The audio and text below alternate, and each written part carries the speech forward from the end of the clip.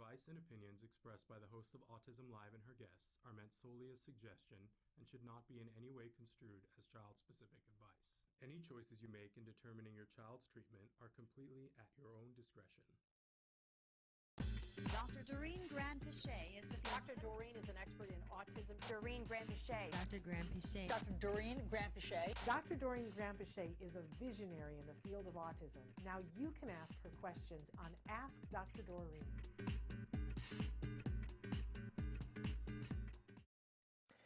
Good morning and welcome. Look who I have back here with me right now. Yesterday we were saying to you, we think it might be the last time that we have Dr. Doreen on because I hadn't asked her yet because I knew we had an opening today and she said yes. So we have Dr. Doreen Granpeesheh back with us today live in the studio.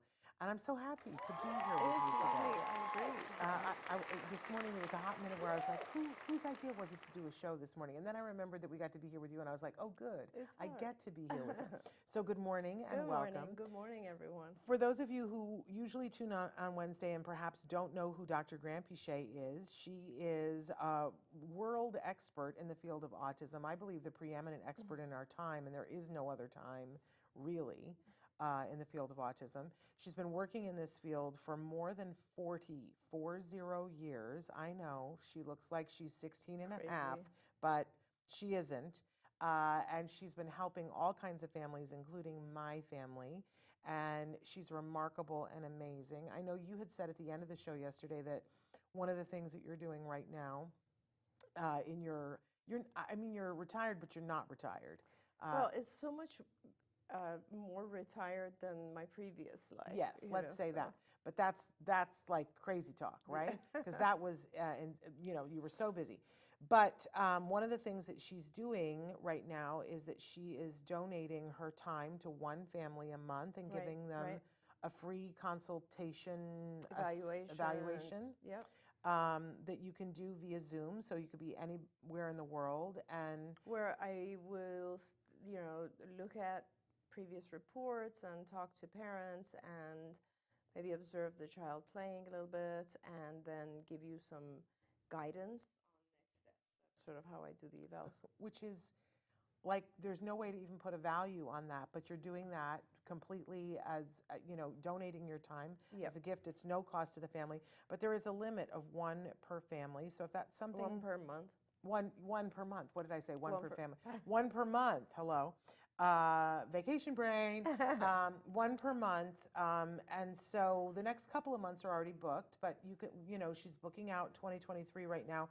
If that's something that you're interested in, the best way to go about that is to write to me and I will forward your request to her assistant. You do need to be patient because it will take a while to get that scheduled, but you'll be on a list to get that, and patient and persistent, but patient. Yeah. So there's that.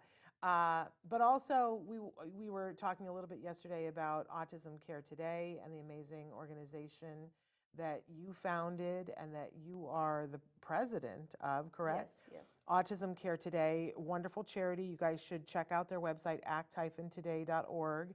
I know they just made some changes. We're working on the website again, yeah. So yeah. What you should do is eliminate your cache so that it doesn't go to the old website. This is what I was told yesterday. I don't know. But there are places there that you can see amazing things that happen. They are not in an open grant phase right now. And we will try to remember to let you know when there is an open grant phase again so that you can get grants for the things that you need. Yeah, absolutely. And you could always submit a grant application, but it'll go in line, right? Until we open again. There you go. So, we're just really busy trying to give out the grants that we can from the previous event that we had, and also some of the folks who helped us fundraise this year, which was really awesome. I welcome all families to help us in the fundraising portion of it as well, because it is hard to raise funds right now. A lot of people are struggling still post-COVID, and that's part of the reason that we really want to try to raise funds and help folks, because it is so needed right now as well. Yeah, and there are a couple of things that you guys can do at home that are really helpful. I don't know if you know this, when we all have an Amazon account now, right? Yes. And on Amazon, there is something called Amazon Smile, and if you Google it, it'll come up, and it allows you to pick any charity that you want, and it gives a portion of the proceeds of the sale that you make with Amazon to that charity. Now, it is a small amount, but it adds up. Oh, it If you are doing a lot of your shopping on Amazon, like a lot of us are, then that adds up over a year. And if you multiply that times all the people who are watching, that's a significant amount of money. That pays for people to be able to get those safety fences that we were talking about yesterday, get help with their co-pays. I mean, it makes, and there's nothing really that you guys have to do except register, and then every time you buy something at Amazon, it will automatically do it. It does. Once you register, and I did this many years ago, and I'm still, every time you put in Act Today and basically, or Autism Care Today, and then you don't have to log into Amazon Smile ever again. You can just go to your Amazon app or wherever, and it will automatically, I think it's something like 2%. It's a low amount, but it absolutely adds up. I would say at the end of the year, we probably receive somewhere like $10,000 or $15,000 from Amazon, just from people who've made those purchases. And it could be 7 times that if everybody knew to do it. Yeah. People doing that, and every time you purchase, it'll actually tell you you just donated to Act Today. Yeah. So it's really nice, and it'll be very, very helpful. And it costs you nothing. Can we be clear about that? It doesn't add any cost onto your Amazon purchase. It's just Amazon's way of helping. And there are so many ways that you can do that. You can, by the way, you can do a fundraiser for ACT on Facebook. I would tell you, if you know anybody who has a business or is looking right now to make charitable donations before the end of the year, it's a great charity to give to. Right. And you can specify if you have something that you're particularly interested in, like they have different programs.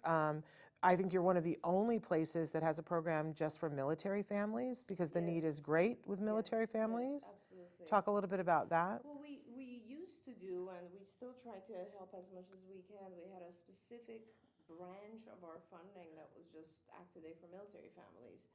And specifically, that was because, of course, with the military, it's even harder, if you can imagine, because one or sometimes both parents are deployed, and the child who has autism is growing up with either one parent or with grandparents or something, at least for a period of time. So that makes it a lot harder. And also, the military families are often moved around, right? So every few years they have to go to another state and so on. And so that makes it just much harder.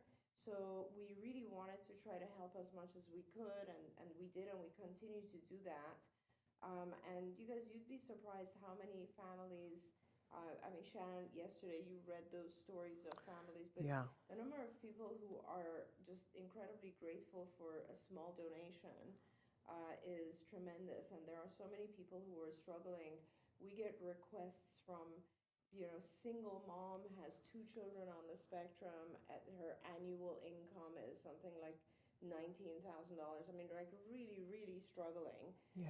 And we're very fortunate in this country to have, of course, health insurance, but with co-pays being as high as they are, and just not being able to cover everything, there are a lot of really good things that we are doing to help people, and we love it. And it's a joy for me, so it's kind of a wonderful experience for me as well, and I welcome all of you guys.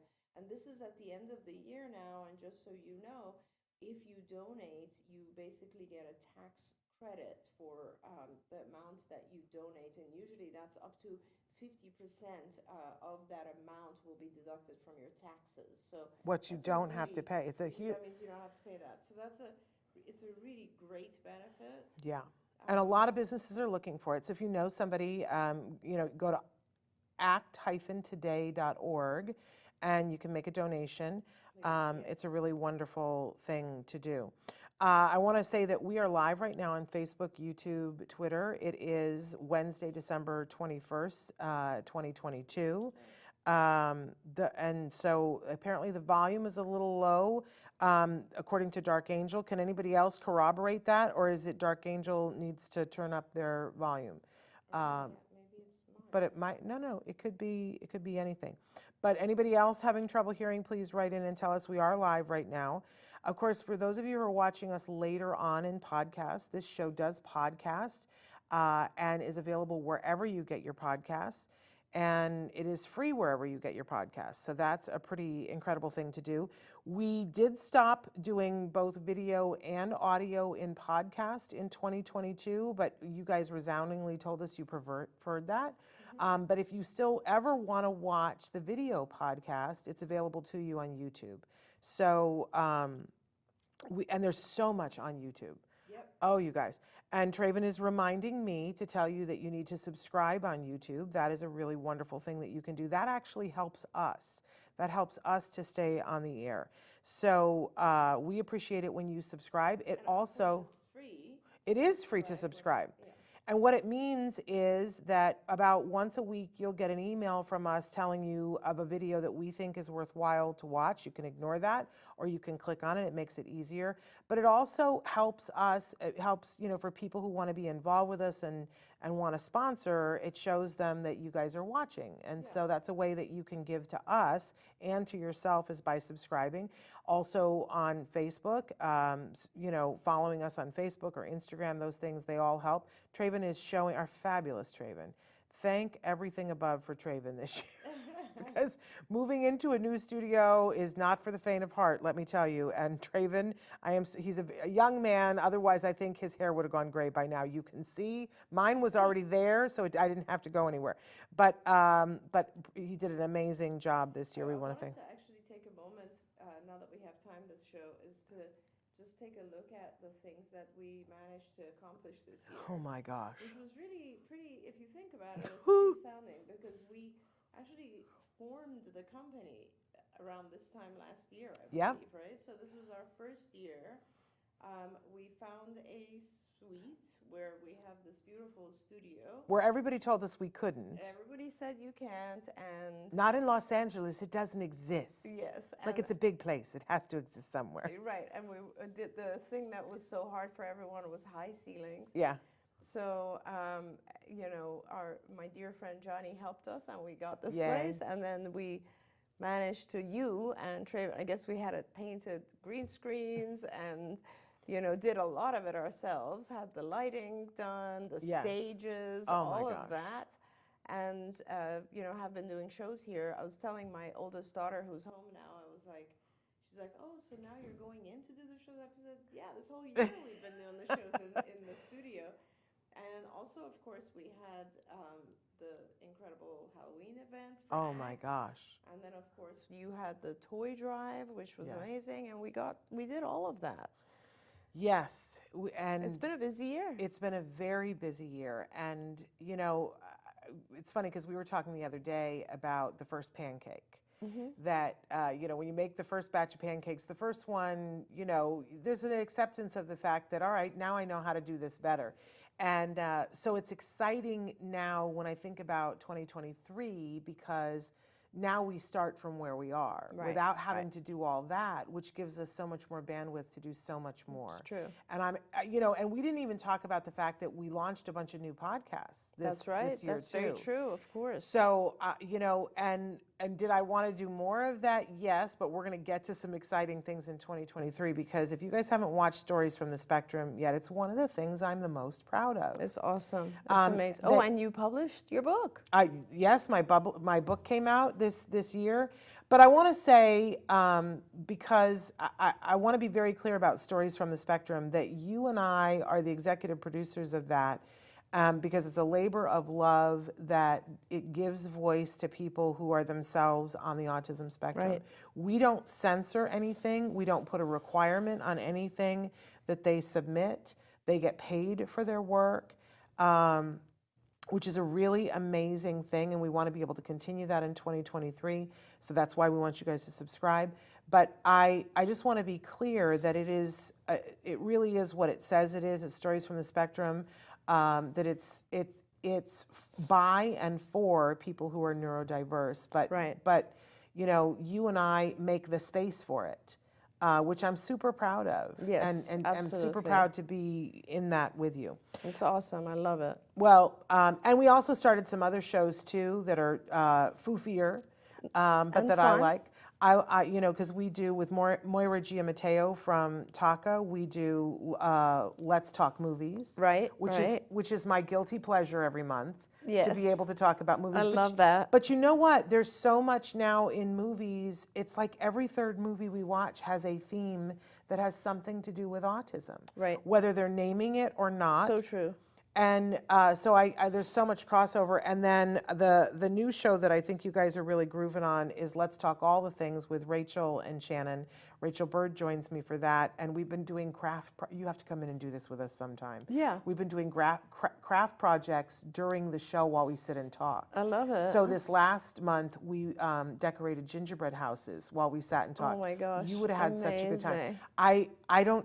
I'm afraid to watch it back, though, to hear how many swear words I muttered as things were falling off of my roof. But it's a good time.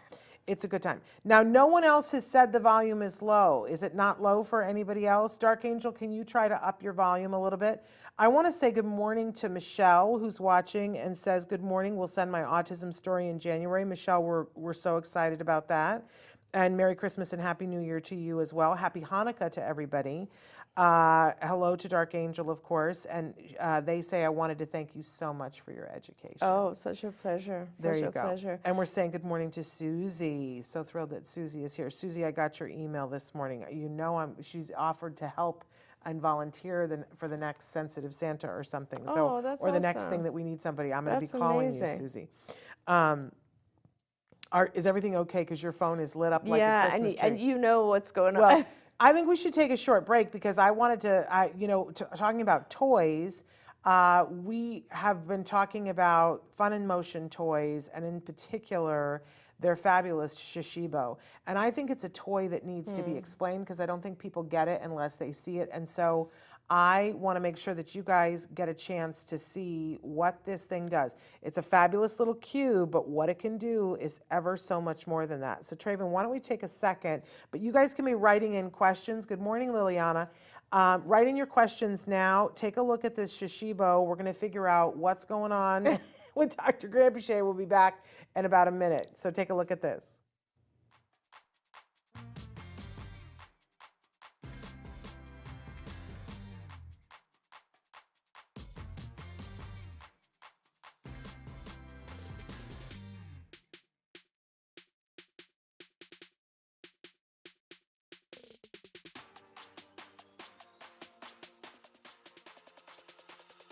Best-selling brain teaser puzzle on Amazon and Barnes & Noble. And guys, they're a magnetic shape-shifting puzzle. You can create 70 different shapes with these, and they're part brain teaser, part puzzle, part fidget toy. I think one of the advantages of the Shashibo is that it combines the characteristics of some of the most successful toys. It has the stackability and combinability of Lego. It has the magnetic properties of Magnetiles, and at the same time, the transforming problem-solving aspect of a Rubik's Cube.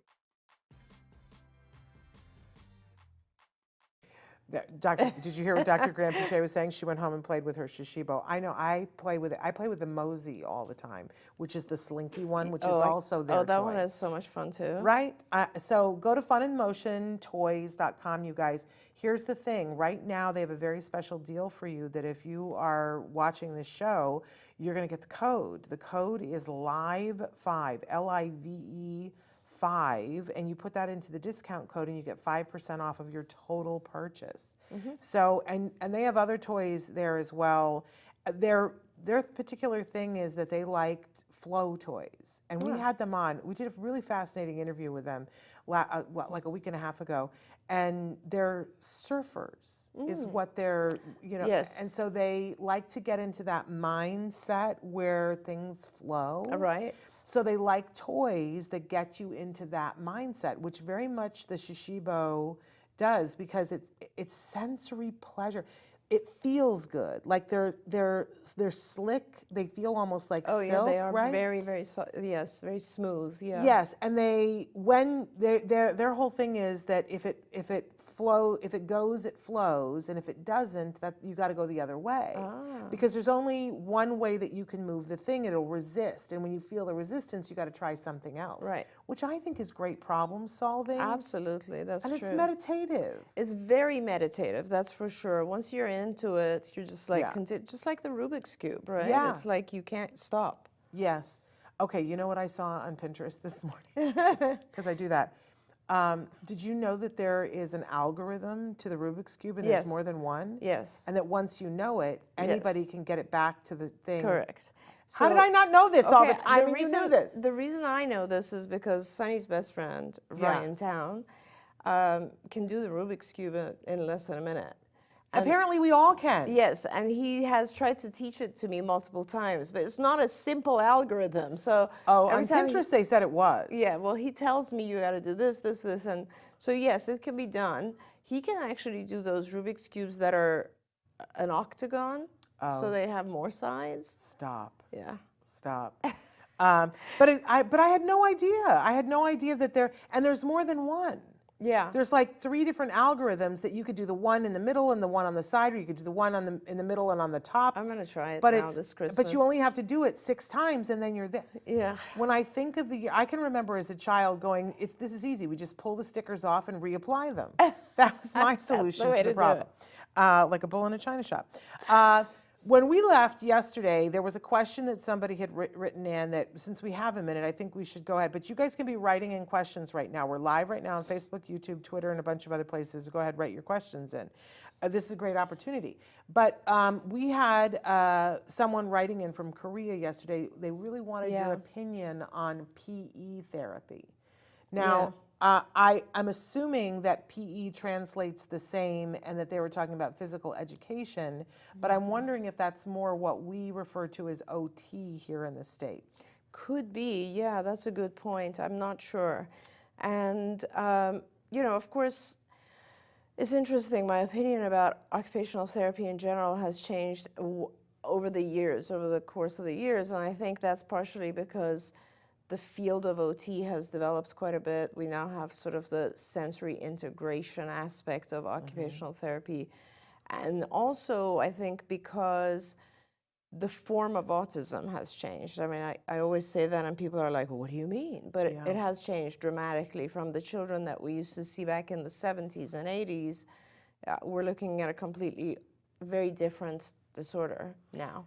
Well, is now a good time to ask? I want you to answer the PE question, then I'm going to come back to this. Yes, I want to know if you think that that's because something has changed with the kids themselves, or because different parents are bringing their kids in to be. Interesting. I don't think either one. We'll talk about it in a minute. But yeah, so with the PE question, so now I have a lot of kids that are just very sensory dysregulated, and you can see this in the sense that they're 1 minute, well, some of them are extremely hyperactive, not just inattentive in the sense that they're distractible and their mind is racing, but their body is racing, right? Their physical body cannot sit still, it's in constant motion. One of my kids in particular, his eyes are in constant motion.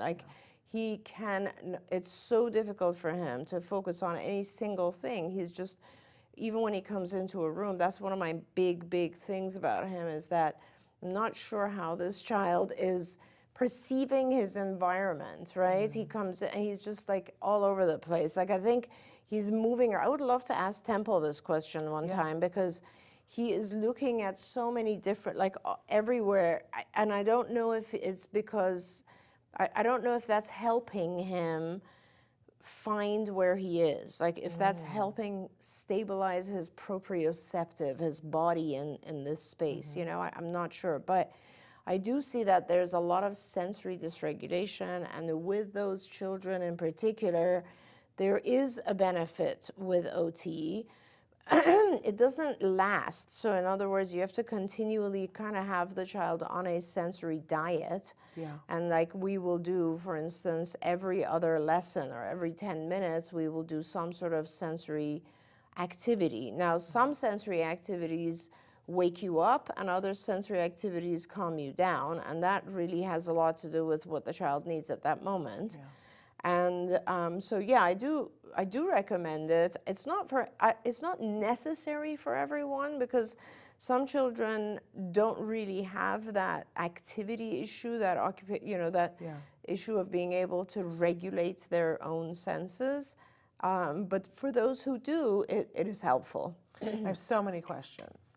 So first of all, for your kiddo who's looking around everywhere, when you were looking around, you were moving your face around. Does he move his eyes or his face? All. He moves his head. And has anybody put a VR thing on him? What does he do then? Yeah, so we are trying to do VR with him. And he is very, very sensitive, so it's been an issue getting the goggles to stay on him. Ah, interesting. Currently, we are working with prisms with him. So we actually got him to see a developmental optometrist, basically he now has both the close prisms and the distance prisms. Interesting. And that's a process where you have to kind of work it up. So that's where we're at. Fascinating. But I would love to get him back into VR. I'm going to go back to the team and ask how that's going, because that really slowed down because he wasn't able to keep the goggles on. Okay, my next question, have they tried the colored films with him? No. Okay. No, on the glasses, right? Yes. Yeah, no. Yeah.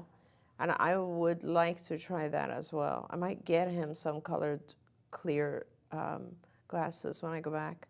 Because I find that fascinating. You know, years ago when I first got out of college, I was teaching and I was at a school for all the kids were dyslexic. And it was fascinating to me because we had some kids that if you put a blue piece of film over their work, they could see it perfectly. Yes. Other kids, it had to be a red piece of film, and other kids still couldn't do that. And so we literally got carpet squares that were like our chairs. They were fuzzy. Yeah. And we would have them do their spelling with their finger and then they had it. They could do their E's instead of doing them backwards. They could do them because something connected with the tactile in the brain. And I didn't understand all of it, but we had staff who was saying, try this with this one. If that doesn't work, try that one. And so when I became aware of the fact that people are trying different colored glasses for different kids on the autism spectrum, I was like, oh, that fascinates me a little bit. Thank you for reminding me. I had completely forgotten about that. I do remember that phase. And then, of course, my next question is for you. Do you think that some of that sensory component is diet? I do. There's definitely, it plays a part. There's no question. And there are certain kids where you see that certain parts of their diet, whether it's, I don't see it so much with gluten. I do see it with casein. I see a lot with food colorings and additives and sugar, of course. Yeah. So those types of things tend to, and then there's the additional aspect of yeast, which also occurs. Now, with this particular child, I could have sworn, and I still feel very strongly, that he has yeast components going on. But we did have some testing done. I think they even did the breath test with him, and it was trace amounts, so it wasn't enough to do anything about. Interesting. We had him on a gluten and casein-free diet for a long time. Parents felt that they didn't see enough of a change. He's still gluten-free, relatively gluten-free, doesn't really drink a lot of milk. And with him, the hyperactivity is such a significant part of him that I feel it is more kind of brain chemical. Yeah. And he is actually on medication for hyperactivity. We're trying to gradually increase that as we take him off Risperdal, because he had been placed on Risperdal many years ago and was on it for a long time. And This is not a child who needs to be on Risperdal, and we are, Risperdal can be dangerous, so we're very slowly weaning him off. See, it's interesting that you were talking about yeast, because what I was thinking about was pesticides. Oh, yes. Okay, so pesticides, of course, but, that's one of those things where I'm less concerned because he lives in a country where that is less of an issue. Got it. Well, that's a wonderful thing. We did have a question that came in. Hello, I'm a mother of a 5-year-old with ADHD, and she doesn't have a problem to go to the bathroom, but she can be sitting down for 30 minutes without doing anything. She drinks a lot of fluid, she eats salty chips, and still doesn't go. Please, I need help. This is frustrating for me. Yeah. So, I would cut down on the salty chips because that's causing her to actually hold the urine, the retained fluids. Yeah. And I would, I hate to say this, but I would increase it past 30 minutes. I mean, everyone's going to go sooner or later, and you can have entertainment in there so that she can actually stay. But I don't know that you need to be sitting for the whole 30 minutes. Yeah. There are a lot of, when you do the correct steps, the procedures for this, she doesn't have to be sitting for that period of time, but she shouldn't be wearing pants or a diaper or something, and then that becomes very hard for kids to hold it. Yeah. And physical movements make you aware of that. Yeah. Because, the first thing that I thought of is that a lot of times when kids sit for 30 minutes, their legs go to sleep. Yeah, it's horrible. So I love the idea of, that we put them on for a couple of minutes, take them off for a couple of minutes, put them on for a couple of minutes, but we don't bother redressing them. I mean, actually, the procedure is put them on for 15 and take them off for however long, but the issue is that, when you're not wearing anything, and if she's a little girl, 5, and you're doing this in the privacy of your own home, it is okay for her to be running around without underwear on, and it becomes very hard, actually, for the child who is running around to hold it that long, and you can pretty much tell. Yeah. But the chips might be actually forcing her to retain the liquids. Yeah. And you, for modesty's sake, what a lot of people do is get like a long T-shirt, maybe a Big Brother's T-shirt or one of Mom's T-shirts, and you put it on. So it's like a dress. Right. And it's funny because I'm going to get in trouble for saying this, but there was a family discussion recently with one member of my family who is not necessarily loving how another member of the family is potty training because they're doing exactly this. And they were like, I've trained a lot of kids and da-da-da-da. And I said, well, actually, the experts kind of say that that's kind of the way to do it. Right. And she was like, well, but then you have pee everywhere. And I was like, no, you don't. Yeah. Because when they start to pee, you run with them to the bathroom, stick them on the potty so that they're, and maybe you have a small trail of pee. Right. But if you're paying attention, the minute the pee starts to come, you, and go to the toilet and stick them on the toilet before they're done. So you catch a little bit of it in the thing. Exactly. But they were like, you're going to have pee on everything. And I was like, no. I mean, and Shannon, like what we used to do was that you would actually spend the time in the bathroom. Yeah. And not necessarily, like maybe in the master bathroom of the house, or like a larger bathroom that's all decorated and fun, and there's books and there's stuff. So if you do have an accident, you are in a bathroom. Yes. I love how you said bathroom like it was palatial. I know. And all I could think about was the bathroom where we potty trained Jem, which was this, and it was the master bathroom, but it was teeny tiny, where you couldn't fit him, myself, and a behavior technician in there and have us all turn around. Like we couldn't, but it was still fun, and we made it work, and we managed it. The first child I ever potty trained, which was, 100 years ago, was in a RV. Right, there you go. If you can believe it. That's where they lived. Yeah. That's where I potty trained him. Yes, absolutely, because it can happen, it will happen. Definitely. We have another question. Isn't there a book, website, YouTube video where someone can explain things clearly? It seems like social skills is a magic thing that people mention but never talk clearly about. Well, I guess, some of these things are hard because it's like, how much detail can you go into? Yeah.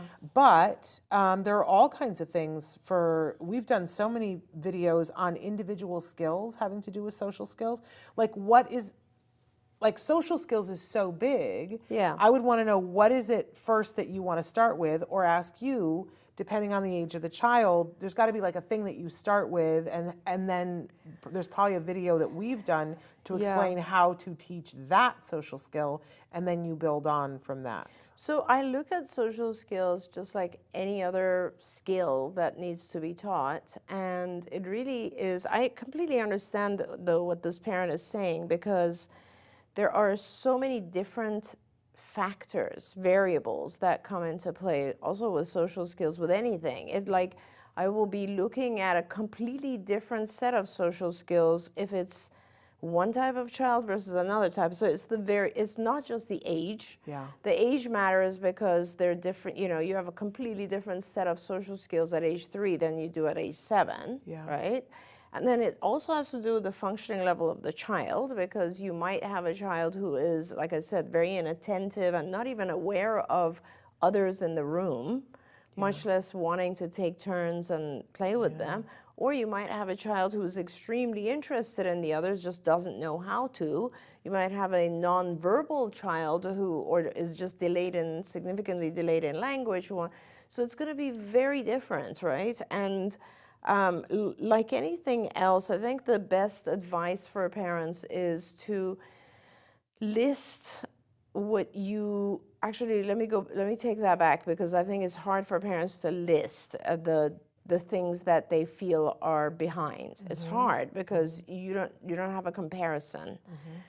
That is exactly why we wrote Skills, right, which was the platform. Here's what you should do. You should look online, this is the easiest way to go, and look at developmental tests like the Brigance. This is BRIGANCE, very easy to do this.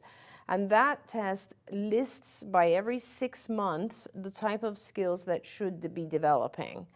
Now, you look at your child, and let's say your child is 4 years old, that's 48 months. So you go back and you look at, okay, what was the child at 6 months of age supposed to be doing? Is my child doing all of those? Check, check, check, check.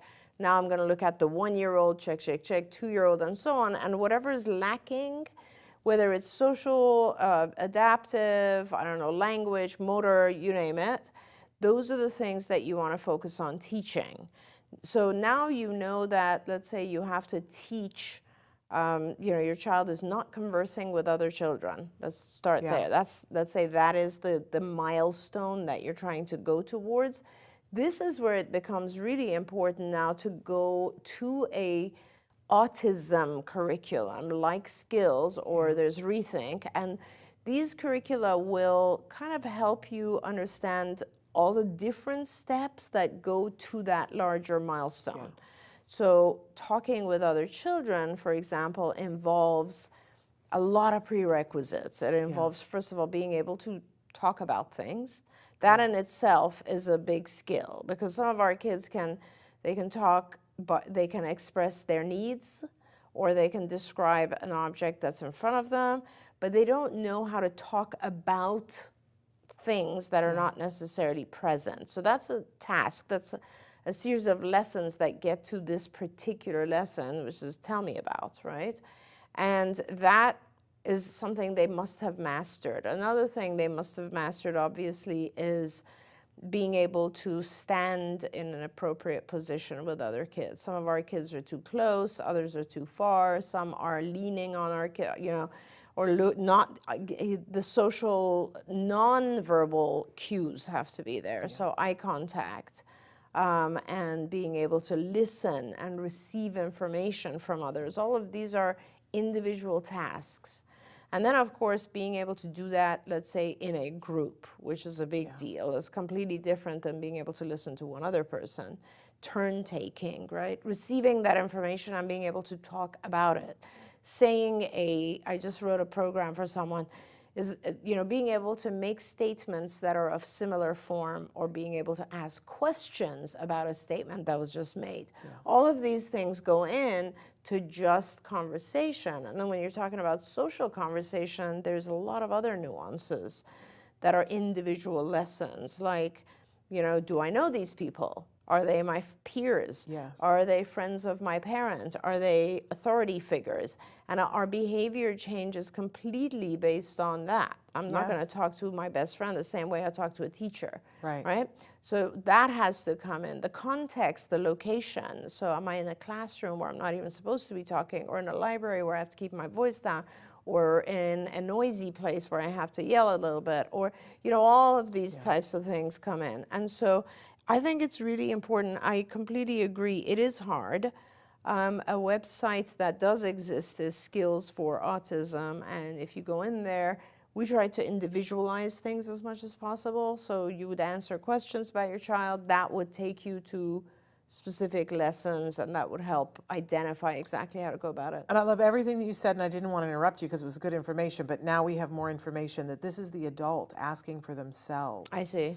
And they're saying, I want a secret to know how to get behind different paywalls. I just desperately want to learn how I can make a connection with someone. Yes, absolutely. And to some extent, the same stuff is true that I just said. You kind of have to start by making a list of the things that are hard, right? For you, perhaps. Like I have a hard time, like start practicing these things. Can you listen to someone and then go back to a quiet place and write out what they said? By listening, are you hearing them? And if you're able to write it out, can you then ask questions about those things? This is the beginning of like exchange of communication. The biggest thing that I find our adults tell me, and by the way, if you can't yourself figure out what the areas of difficulty are, ask people. They will tell you, ask them, what is it that you see I'm having a hard time doing in our conversations, and they can help you as well. But the biggest thing I'll tell you that I hear from adults is the difficulty they experience is with being able to take the perspective of someone else. And in conversation and in interaction, any kind of social interaction, neurotypical people tend to do that a lot. So they take each other's perspective, and they use a lot of tools to take each other's perspective. For instance, they look at body language. Like right now that I'm talking, you can see Shannon is nodding her head. So that means she agrees with me, which then encourages me to keep going. If she was to go like this, I'd be like, okay, maybe she's either disagreeing or there's something else that came to her mind that she wants to say, so I would pause. So these are nuances that we learn, and we start to automatically think from someone else's perspective.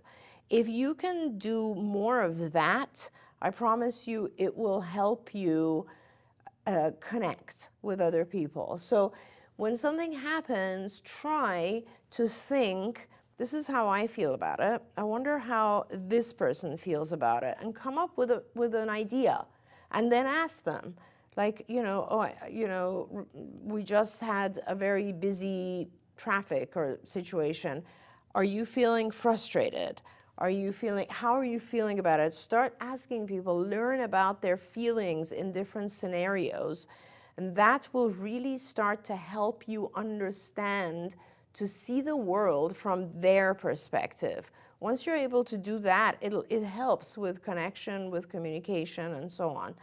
Now, there are, in my mind, Shannon, not enough places for adults to practice this type of thing. There's just not enough services for adults. Sometimes it helps if you can find other individuals who are also on the spectrum, and you will find that you're more forgiving towards each other and can bond and produce connections. And when there are two of you, you both become kind of stronger and braver in regards to approaching social situations. That helps. Community events or getting engaged in activities that you like will always help, whether it's anything, robotics to sewing to carpentry to painting, coloring, whatever it might be that interests you. Those types of situations will help promote social behavior. There are a lot of organizations too. Sometimes now they're forming at work. that they will have a group, a diversity group that includes a lot of people on the spectrum. That's something you can look at if you're employed.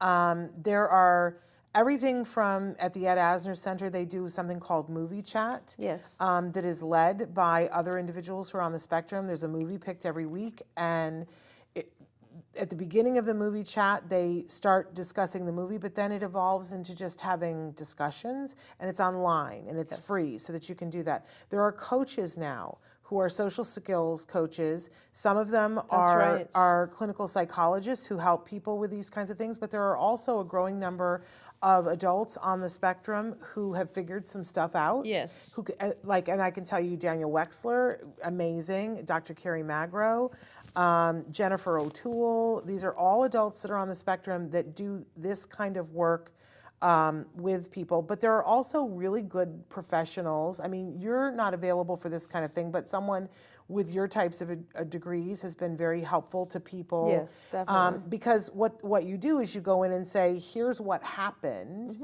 and then you have the person translate for you and workshop what you could do in the next time. That's right. And kind of, we were talking about the other day about the drop-down menus that you guys used to give me, that if this happens, here are my choices of what I can do.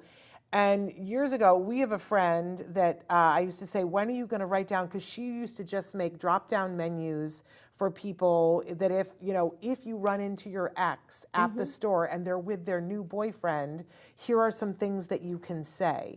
And give lists to people. And I was like, why isn't that in a book? You need to put that in a book. So, and I think there are more and more books like that coming out there, but the help is there. There's even an organization for women on the spectrum. There's a couple of them, actually. One that's professional women. They get together in New York City, and then there's another one that's more nationwide that I think it's called Geek Girls.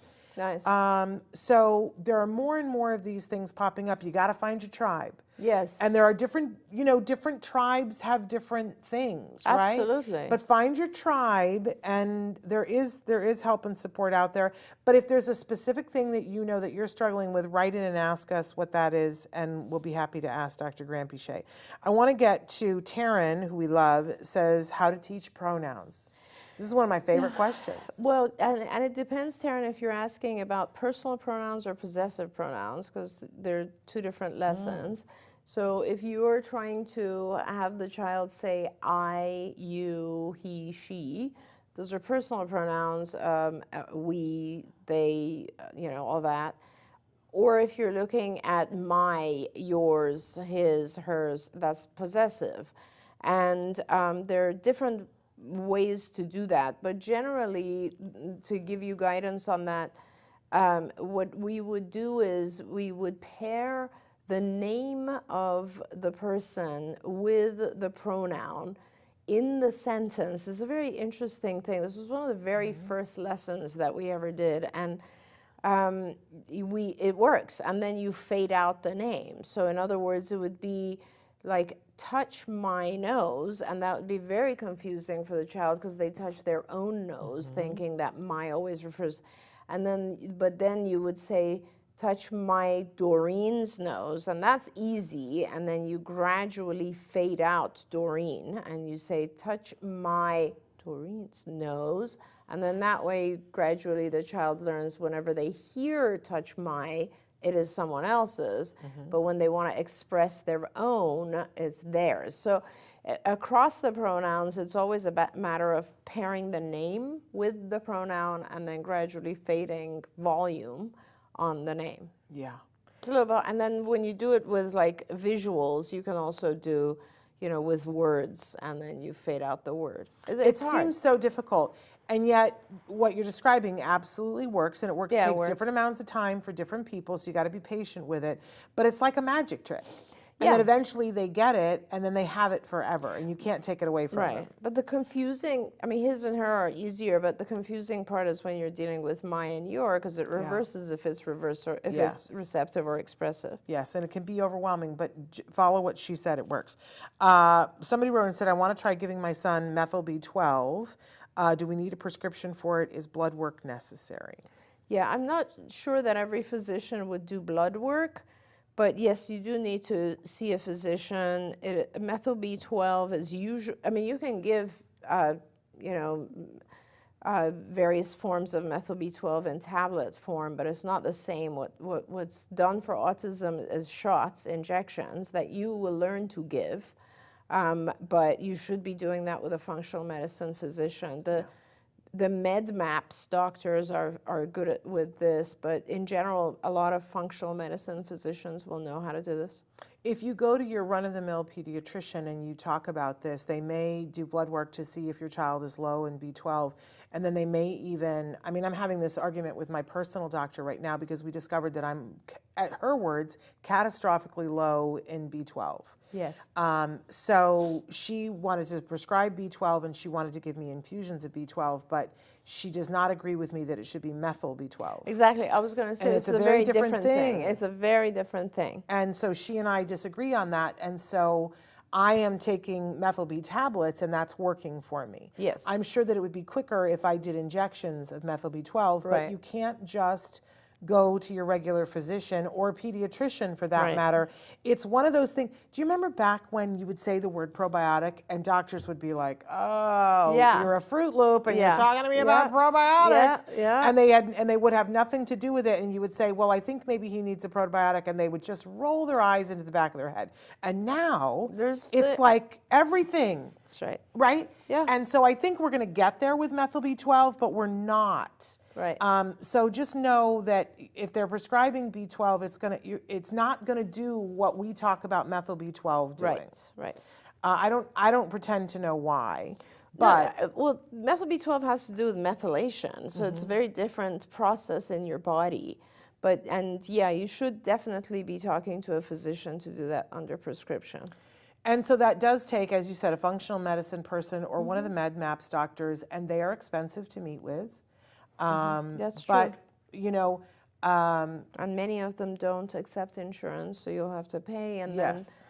try to get it reimbursed from your insurance. Yes, although I was told 10 years ago that if there's a list of medicines when you go to your insurance and that they don't cover, and if you say, I would like you to cover this, that it goes on a list. And if enough people request it, then eventually, and I remember 12 years ago asking for methyl B12 to be included.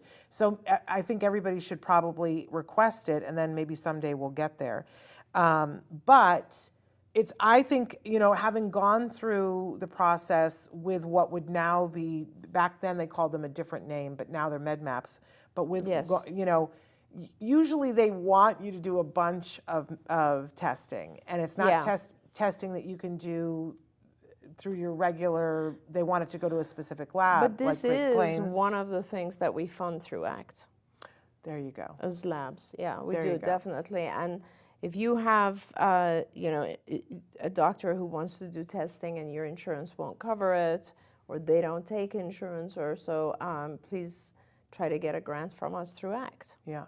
But in the meantime, I mean, there are, as you said, other ways I'm taking methyl B12 sublingually that I put a tablet underneath my tongue. A good friend of yours has lollipops That's right. that there's methyl B12 in, because it's hard to give a tablet to your child and say, Very. hold that underneath your Right, tongue. right. But when they suck on a lollipop, it gives it a little bit more time. And it's not going to have the same bang Right. as getting the shot. We all know and accept that, but it is a way that you can move the dial a little. I'm watching it in my blood work, move the dial. That's great. That's great. So, and maybe we should take just a minute to talk about, what is good about methyl B12. What have you seen it do for some kids? Okay, so first of all, parents are always worried when it says shots, but these are tiny, tiny needles, and sometimes, parents will even give the shot to their child when the child's asleep, which Yeah. I think is incredible. And it's usually 2 or 3 times a week, so it does repeat itself.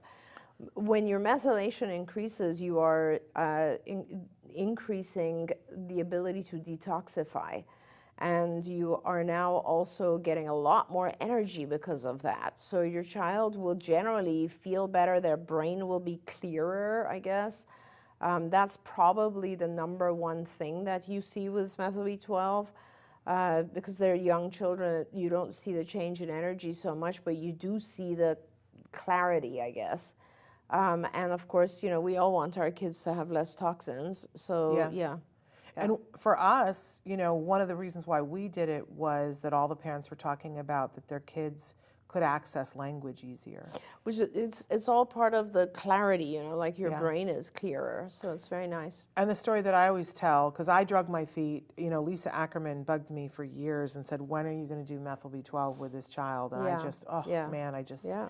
and then finally we started doing it. And, you know, before we did it, Jem was talking, but I couldn't understand. He would bring something up, like the day that we got in Yeah. the car, and I said, "How was school today?"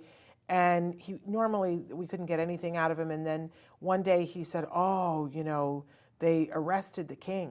Yeah. And on the bus, they arrested the king. It took us forever to figure out. He was talking about how they learned about Martin Luther King that day. Yeah. But then we started the shots, and this is just like 2 months later, and we had been to Disneyland, and he came into our bedroom and woke me up, and he said, "Mom, do you remember when we were at the Blue Sky place and we looked at how they built Cars Land and they showed Route 66? Right. Well, there's this new Disney movie that's all about London and the carrier pigeons. I think that they should build a place in California Adventure that's downtown London." Yeah. And I went, What? "Who are you?" Yeah. I mean, and he said all of that, and Yeah. I was like hitting my husband and going, "Wake up, you don't want to miss this." That's And I was so amazing. afraid it was going to go away. That's incredible. But I love before, that. he would have come and said pigeons and cars. And I Yes. would have been like, what has that got to do with anything? It's I don't know what awesome. you're talking about. Right. But that's what methyl B12 did for him. And we did it for a couple of years, and then we stopped. He asked for it. Mm-hmm. And then he asked us. He said, "Can I get those shots again?" They Yep. helped me. Yeah. So absolutely amazing. Can I address a message that just came in? I mean, you can. Oh, I definitely want to. Okay. So there's a family is writing in, Jen, and saying CARD is a scam company. Please do your research and look up employee and parent reviews and many lawsuits against the company. Doreen Granpeesheh uses your children as cash cows. And then later she wrote in and said CARD abandoned all of their Oregon buildings due to unethical practices. You should be ashamed of yourself, Doreen. And I want to bring it up because I want our viewers to know I have absolutely nothing to do with CARD. I want you to know that I founded CARD. I sold CARD almost 5 years ago. So, and I actually am not on their board. I am not their CEO. I have absolutely nothing to do. I sold it in 2018. I wish I had more to do because, Jen, I actually think, you know, if I was in charge of the company, whether it be CARD or any other company, I would not be shutting down sites. Let me just start there. I know that there's a huge need for families out there, especially in Oregon. I would have 100% stayed in Oregon. In fact, that was one of the big arguments that I had with CARD's board. I was not part of it when this happened. I think this year or last year they shut down all of their Oregon sites. But I'm so sorry that my name is on it. My name should not be on it. My lawyers have told them not to put my name on it. I am not blaming others. I have absolutely nothing to do with CARD as of 2018. I want you to know that. Yep. I sold it. So, and I've had my own disagreements. I know you're angry, and you are welcome to try to blame me. It won't do much good because I'm powerless over this. I have a lot of families who contact me and ask me to do something, and I have tried, and I have my own issues ongoing, believe me, because I'm kind of on your side. I would not have shut down the sites. I would not have laid off employees. I hear constantly from parents that they're unhappy. And I know that the field has changed a lot, and I'm not going to make excuses for the organizations that are struggling, like CARD and others that are struggling with turnover and with parent complaints and so on, because I don't know what is going on, either side of it. I'm not part of it. I'm not involved with it. And I'm really sorry that you've had a bad experience. My lawyers forced CARD lawyers to take my name and my image off of everything that is publicly CARD. And they had to do that through legal terms. So I apologize. I'm very sorry that you're having a bad experience. I know other parents have as well. You know, when I formed CARD, it was all with good intentions. We did a lot of good work. Yes, you did. We had 260 sites with a lot of very happy parents. There are lots of parents that will attest to that, and lots of happy employees. And in fact, on my TikTok, I'm doing a whole segment on this issue because a lot of parents ask me about how I feel about private equity organizations getting involved in the field of autism and ABA. And I am sad to see that there are so many organizations who are struggling, failing. And of course, what that means is that parents are struggling and their kids are being left without service.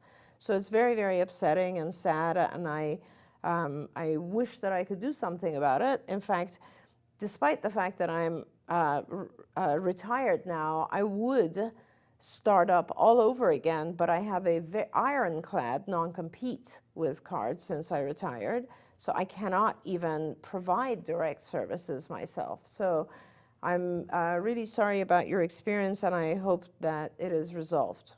There we go.